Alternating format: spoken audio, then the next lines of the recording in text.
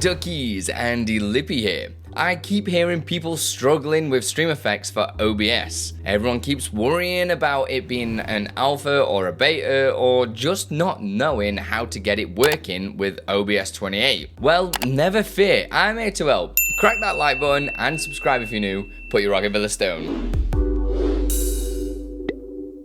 So first off, I want to rest your minds a little. The reason StreamFX is in beta and alpha is because it is such a huge piece of software created by one developer, Zaymar. There are so many different parts to StreamFX that most of you probably don't even know about. Most of you probably use the SDF effects and blurs, but there is so much more to do with encoding and even features such as face tracking with NVIDIA. You will notice that StreamFX for OBS 28 is in alpha and OBS 29 StreamFX is in beta for that version. This is mostly due to encoding issues Zaymar was facing with StreamFX, but was fixed inside of OBS 29. Again, most of the users out there probably won't be using any of these features, and if you are, you will know what to look for to make sure your setup will work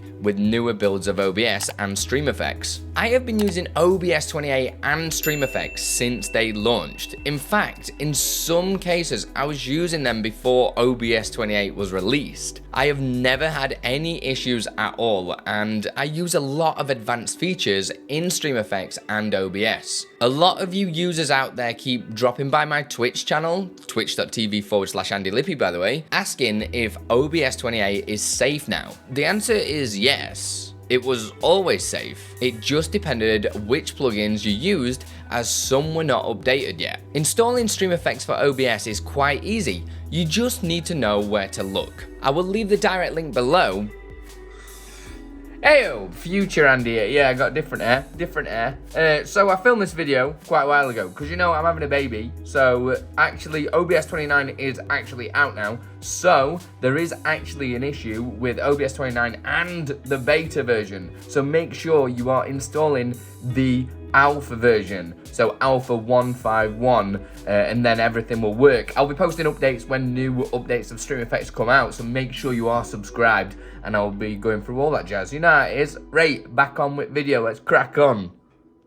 Under the Assets tab, select your operating system, make sure OBS is closed, then run the exe file, and make sure you install it into the correct OBS location. It usually gets it right straight away in the C drive, program files, then OBS Studio. Once the installation process is complete, open OBS. You'll be greeted with a hello from StreamFX. You can just click this off for now. You will also know it's installed correctly, as there will be a StreamFX button on the top menu bar. If you click this and make sure automatically check for updates is checked, then choose update channel, then you can select which updates you want. If for any reason you are unhappy with upgrading OBS and StreamFX, you can always roll back to previous versions really easily. Just go to the relevant GitHub page, press releases on the right, and scroll down to the version you want to roll back to.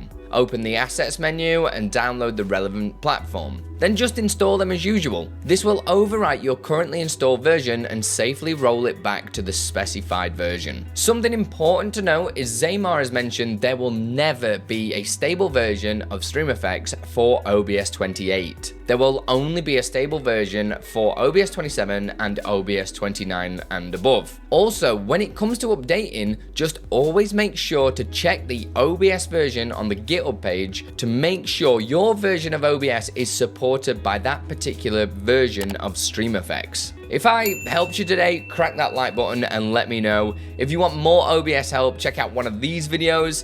I'll see you over there. Put your rocket for the stone.